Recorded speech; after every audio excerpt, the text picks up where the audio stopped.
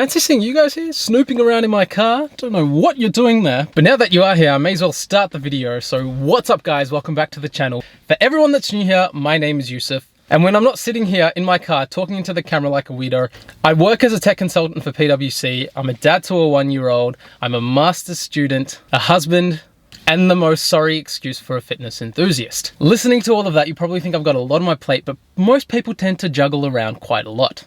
What I want to do today is take you around, show you some of my main tasks that I complete during the day, and give you some of my time management tips. And because we're being very time conscious today, let's get straight into the video. Actually, before I go, hit that subscribe button. I'm giving you half a second. Just do it right now. Click the damn button.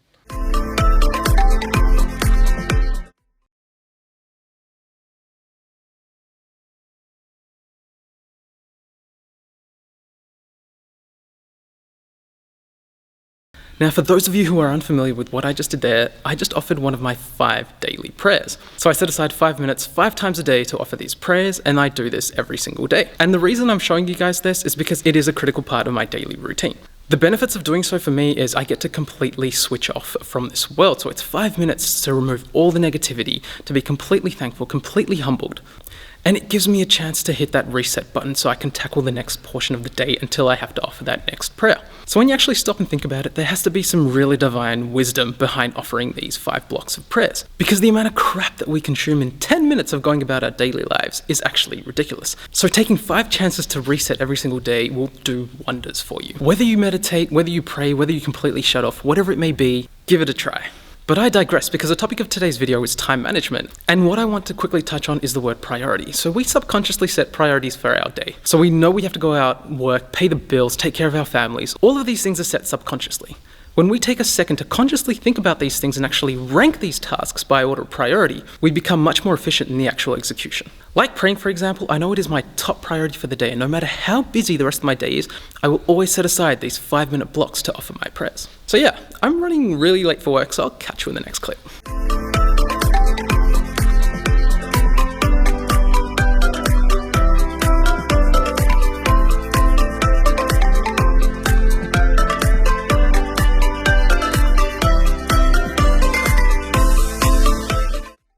So I'm feeling really generous today, guys, and I thought I'd share with you my top tips as to how I manage my time while at work. The first tip, and the thing that I pride myself on the most, is efficiency. Now, efficiency is something that's easily thrown around but hard to implement. Here's how I do it. Whenever I'm given a task to do, I don't quickly jump to just getting it done as quickly as I can. No, what I do is I spend a bit of time before getting started, say 15, 20, sometimes even 30 minutes, depending on how complex the task is, just to run through the different approaches I can take to complete the task. What you need to keep in mind here, though, is we're not compromising quality just to gain efficiency. So we need to identify the approach that takes less time but still yields the same quality as every other approach that we can take. And the fact of the matter is, the nature of our work is repetitive, so I'll come across a task maybe a week from now or a month from now that is really similar to the task I'm about to do. And because I've already invested the time to understand which approach is actually the most efficient, I won't have to invest that time again. Don't be scared to try new things, different approaches, so long as you make sure that you're consistently producing high quality work. My second tip, and one that's probably quite tricky to implement, is setting expectations, and the most important part,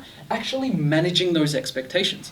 And the reason it's so hard to implement is these conversations around setting expectations and managing them are generally quite awkward. When you know that what you're about to say is going to let your boss down, then there's going to be some apprehension. However, this does not need to be the case. This is something that's actually quite hard to nail very early on in your career, but if you spend the time to actually work on setting expectations, being loud and clear as to what you can and can't do, this will make your life a hell of a lot easier. And you need to realize that people are not sitting there in the corner reading your mind. They're not sitting there thinking, oh, Yusuf needs to clock off at 5:30 today to go to football practice. Nobody's doing that. You need to volunteer this information, usually well in advance, and you'd be hard pressed to come across someone who isn't going to be understanding. So like I said, setting the expectation is one part of the equation, but the most critical part is actually managing those expectations. So when it comes time for you to actually leave, so it's 4:50 and everyone's still working around the table, your manager's across the desk typing away, they're well consumed in the task that they're completing, and you're getting a little bit anxious. You need to leave in 10 minutes. I can guarantee you that your manager isn't going to get up and say, Yusuf, I thought you needed to leave at 5. If that happens, you should never leave this job you're in. The onus is on you to actually get up and tell your manager that you need to go and remind them that you had discussed this previously. It's perfectly normal for people to forget. I mean, they've got 100 things on their mind at the same time. So it's highly likely that this is not at the forefront of their mind, so you need to remind them. And the more you do it, the more upfront you are about these things, the less awkward it'll be, and the easier it'll actually be to execute. Last but definitely not least, and the one thing that I've probably benefited the most from ever since getting married, ever since having my first child, is this next tip right here. Work stays at work. And I mean emails, I mean phone calls, I mean presentation, I mean everything. Unless it's critical, unless someone is going to die if you do not do it, it stays at work until the next day you come back into work. Now again, this is very hard to implement, especially for someone like me as a consultant where we're expected to work 24 hours around the clock. Setting this expectation is really difficult, quite tricky, but again, the dividends are huge. I'm so much happier now that I leave all of the negative energy and everything related to work inside the building, and as soon as I walk out, I'm a different person and I can focus on all the other things that I need to focus on. If people can understand this in the consulting world, I'm sure they can understand in whatever industry it is that you work in. Speaking of work staying at work, I've overstayed my welcome in the office. I need to get home, so I'll see you in the next clip.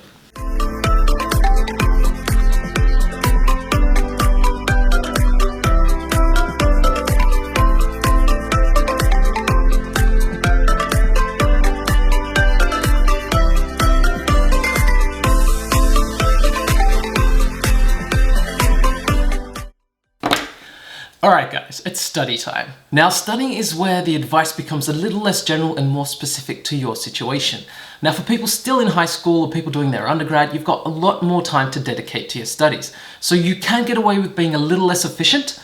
As we move further into the digital age, we see people using less of the notebook and using things like iPads or tablets to take your notes, and things are changing and it's more dynamic, it looks more fun, but at the end of the day, you're still trying to retain information, you're still trying to take on new knowledge, you're still trying to understand new concepts. You want to be sure that you are using techniques that are suitable for you and the ones that work best for you. If you're a visual learner and you want to see things mapped out for you, you want to see process diagrams, you want to see all of that jazz, there are plenty of great resources for you, with YouTube actually being one of them.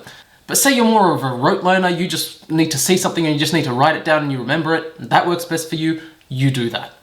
Don't feel pressured by anyone to change your learning style. If you've found what's effective and what works best for you, stick with that. You don't need to fit into a particular box. So if you're a visual learner, you don't need to become a rote learner overnight. If it doesn't help you in any way, don't invest your time into it. The one thing I will say, and this is less about your learning approach or technique and more about your understanding of the concepts, is make sure you understand the fundamentals, because everything is building blocks. And once they lay the foundation, you need to make sure that that foundation there is very strong, because all the concepts to come will build on those foundations. So when your foundations are solid, they can tweak things, they can change things, they can introduce concepts differently, but you will still be able to grasp them quite quickly, because at the end of the day, they are one and the same. For people like me, where you're doing your masters or you're doing some online learnings and you've got other commitments like work, family, kids, it is super critical that your efficiency levels are through the roof when you get opportunities to study. Because quite frankly, I get very little time to sit down and actually dedicate to note-taking or actually learning new content. And when I do get those chances, I need to take full advantage of them.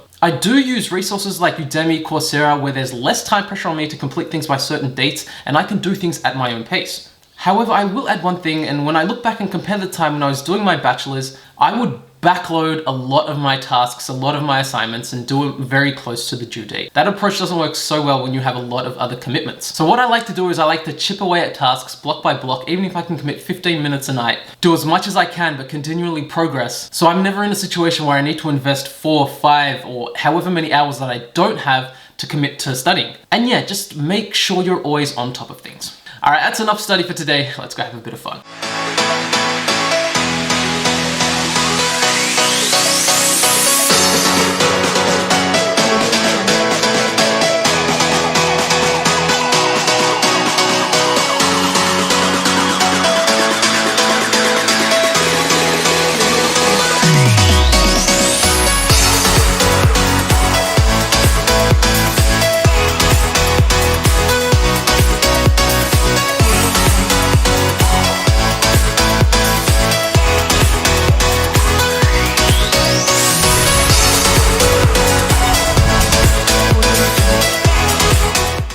It's always been a big priority of mine to make sure I'm not neglecting my body, making sure I'm taking care of my health. I mean, it is very difficult when there's a lot on your plate. So I'm gonna be the first one to put my hand up and say, I used to be able to get into the gym 6, 7 times a week when I was at university. But right now, if I get 3 sessions in, then I'm really happy. I want to do just a little bit more than the bare minimum. I am really feeling how quickly your body deteriorates with age, and the more you don't take care of it, the more it will deteriorate. So do not neglect it. It does mean you'll need to get into the gym or whatever fitness related activity you do. You might have to do it really early in the morning or late in the evening, but get it done. Half an hour is plenty, 20 minutes is plenty. So long as you are doing something, staying active and keeping on top of your health and well-being. The gym, staying fit, staying healthy will always be a priority for me. I won't delve into priorities that much in this video because I've got a separate video planned for you guys where I'll help you go through and identify what is important for you, help you rank your priorities. So stay tuned, that is coming.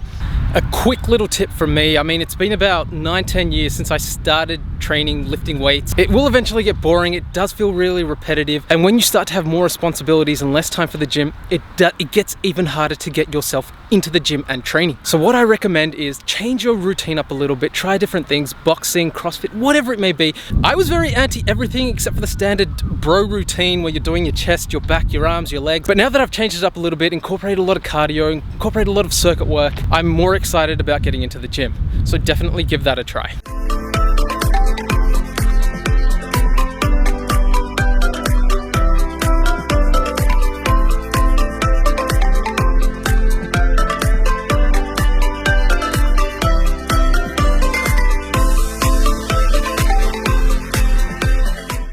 Good old family time, time with the kids, time with the wife, time with the parents. It's probably the best part of the day. It does get a little bit tricky trying to dedicate enough time or as much time as you want to your family when work is really overloading you or you've got a lot of studies on your plate.